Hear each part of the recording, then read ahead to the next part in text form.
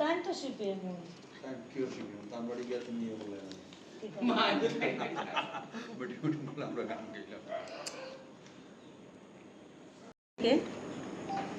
আজকের এই সাংবাদিক সম্মেলনে উপস্থিত সাংবাদিক বন্ধুরা, সেই সঙ্গে উপস্থিত আছেন যারা আমাদের সংস্থার সদস্যরা এবং এই সাংবাদিকদের সামনে আমরা যারা আছি, উপদেষ্টা মণ্ডলীর কর্ণধার যিনি আমাদের বর্ণালী গোস্বামী মহোদয়া, আমাদের অমলেন্দু চৌধুরী মহোদয়, জয়ন্ত দেবনাথ মহোদয় আছেন, জবা ঘোষ সূত্রধর আমাদের বিশ্বমৈত্রী সংস্কৃতি পরিষদ ধর্মনগর শাখার সভাপতি, সন্তোষ সূত্রধর মহাশয় এবং আমাদের সংস্থার অন্যতম সদস্যা সহ সম্পাদিকা অমিতা নাথ মহোদয়া। প্রথমে আমি আজকের এই সাংবাদিক সম্মেলনে উপস্থিত থাকার জন্য আপনাদেরকে সবাইকে ধন্যবাদ জানাই, সেই সঙ্গে স্বাগত জানাই। বিশ্বমৈত্রী সংস্কৃতি পরিষদ, প্রথমে আমি এই বিশ্বমৈত্রী সংস্কৃতি পরিষদ কবে জন্মগ্রহণ করেছে সেই সম্পর্কে খুব ছোট্ট করে একটা দুটো লাইনের মধ্যে বলছি।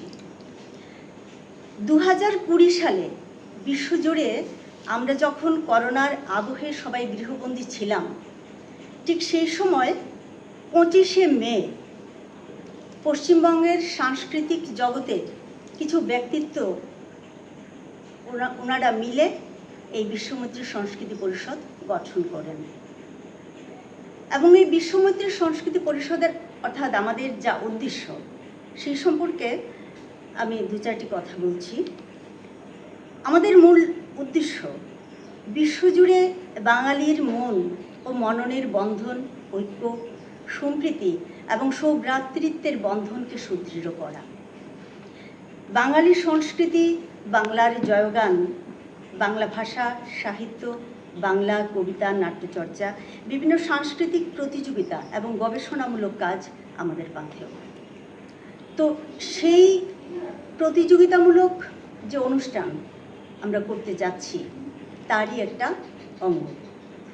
আমরা 2025 সালেও এই বিশ্বমৈত্রী সংস্কৃতি পরিষদ ধর্মনগর শাখা একটা প্রতিযোগিতা করিয়েছিলাম এবং অত্যন্ত সাড়া জাগানো, বলা যায় 1000-এরও বেশি প্রতিযোগীকে নিয়ে আমরা এই প্রতিযোগিতামূলক অনুষ্ঠান আমরা করতে পেরেছিলাম।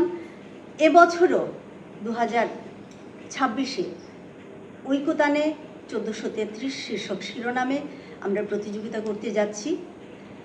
16 তারিখে প্রতিযোগিতা শুরু হবে, 16 জুলাই পবিত্র রথযাত্রার দিনে। সেই প্রতিযোগিতাকে সাফল্যমণ্ডিত করে তোলার জন্য আমাদের এই ধর্মনগর, শুধু ধর্মনগর কেন, পার্শ্ববর্তী যে শহরগুলো আছে, পার্শ্ববর্তী অঞ্চল আছে, পার্শ্ববর্তী জেলা আছে, সকলের প্রতি আমাদের অনুরোধ থাকবে যত বেশি সংখ্যক এই শিল্পী এই প্রতিযোগিতাতে যেন অংশগ্রহণ করতে পারে। প্রতিযোগিতা শুধু প্রতিযোগিতা নয়, বাংলা ভাষাকে সমৃদ্ধ করা, বাংলা সংস্কৃতিকে নতুন প্রজন্মের কাছে সঠিকভাবে পৌঁছে দেওয়া এবং নতুন প্রজন্ম যেন এই বাংলা সংস্কৃতিকে, বাংলা ভাষাকে আরও শ্রদ্ধা করতে পারে, আরও ভালোবাসতে পারে, সেজন্য আমাদের এই ক্ষুদ্র প্রয়াস। এবার কিছু কথা বলবেন আমাদের বর্ণালী গোস্বামী মহোদয়া, চিফ অ্যাডভাইজার।